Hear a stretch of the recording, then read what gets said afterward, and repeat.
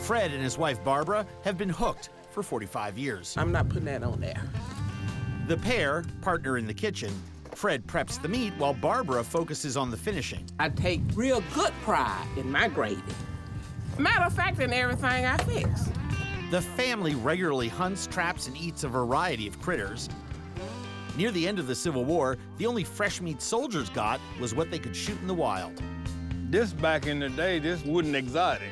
No. This was just grocery. People didn't throw away anything. Right. From the chicken foot to the chicken head.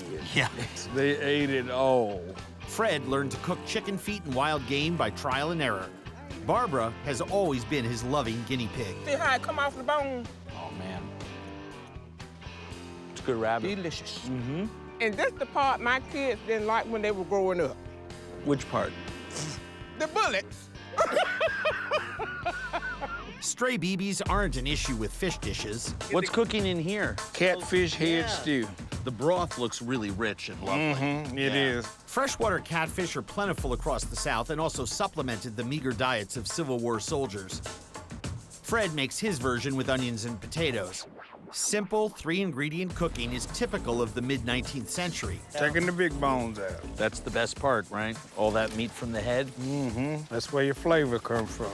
Yum, yum, and yummier.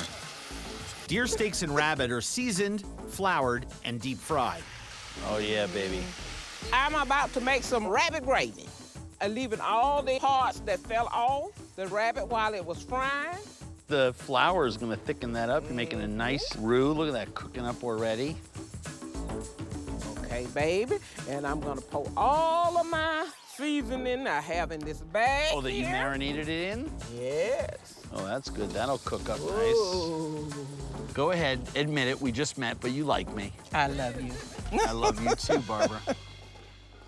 The Wards invited extended family and friends to join in the wild cookout. Raccoon stew, fish head soup, green beans with bacon, venison sausage, greens with smoked turkey, fried rabbit, barbecued wild boar, barbecued raccoon with sweet potatoes, braised chicken feet, rabbit gravy, and of course, if you needed more, there's rice.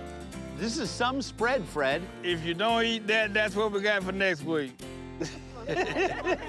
It's hard to convince younger generations to eat critters like possum, squirrel, and raccoon. Barbara and Fred grew up on it. Barbara, I have to tell you, I've only known you a day, and you're one of the most special and unique people I've ever met. Well, thank you. Fred knows.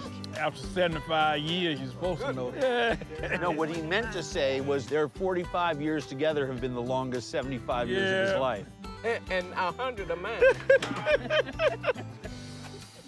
This is the best version of some of these foods I've ever experienced. I watch you on TV, I sure do.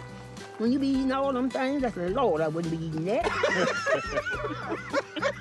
I hate to tell you, some people are gonna be watching you working that raccoon bone and thinking the exact same thing. Aunt Helen and her 11 siblings were raised during the Depression. She later had 11 children of her own. Her family never went hungry eating wild things. That was the cleanest tasting raccoon I've ever, and I usually actually like mine to have a little bit of forest still left in it. That's just soaking with vinegar and water. Yep. Pulls all that out. I've now found a new favorite way to eat raccoon. Twice cooked and then put in the barbecue, right? To just roast up with those sweet potatoes. It almost takes on a hammy quality, like sweet, sweet ham. Sweet potato really is the best thing to accompany raccoon. Even my favorite aunt likes it that way. Fred incorporates the squirrel meat into a rich dumpling stew. Look at that. It's like the pot pie filling of your dreams. A little bit spicy. Beautiful little chunks of fresh pink squirrel meat, super delicate. This is gorgeous. During the Civil War era, soldiers and civilians could always hunt small game to survive. Those who practice this style of eating wild today enjoy the hunt and know how to make it taste good. You made a plate of raccoon to go, didn't you? Exactly. That's yours too.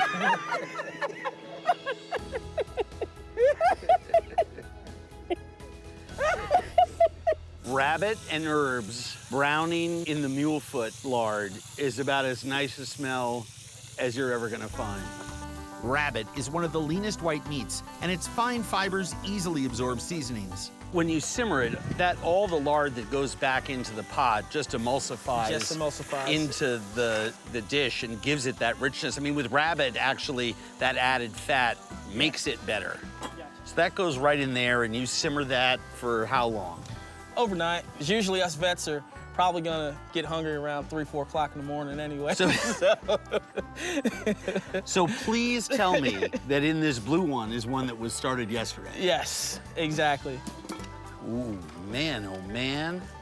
This is just fall apart delicious. Holy moly. Oh, and there's my hair, so I know it's fresh. Wow. I'm gonna need a bigger hand. Okay. This has been fantastic. You guys are doing amazing things with the vets. Gram for gram, liver is one of the most nutrient-dense foods you can eat. Whoever cooked this, it's a perfect blush. Look at that. Still bleeding. Well, black and blue is how you should eat it, otherwise it's tough. Delicious, bro. Yeah. Wow. Remember Curly Sue, the woolly-haired lady hog being chased by the boar? She's a Mangalitsa, one of the fattiest pigs in the world. The marbled meat is called the Kobe beef of pork. Most people don't understand how red pork can be. Yes. Because somebody a long time ago lied to the American people and called it the other white meat. Right. That doesn't look white to me. And why does everything have to be about color? Can't we all just get along? Grill those suckers up.